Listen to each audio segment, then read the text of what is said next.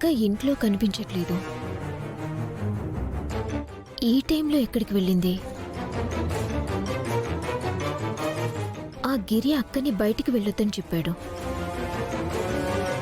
మామూలుగా అయితే బయటికి వెళ్ళదు, కానీ ఇంట్లో ఎక్కడా లేదంటే ఎటు వెళ్ళినట్టు?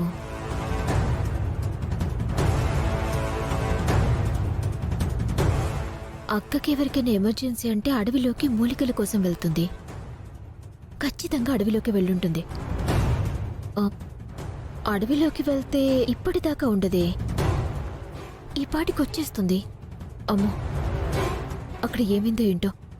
వెళ్ళి అక్కడిని తీసుకొచ్చేంత వరకు నా మనసు ప్రశాంతంగా ఉండదు.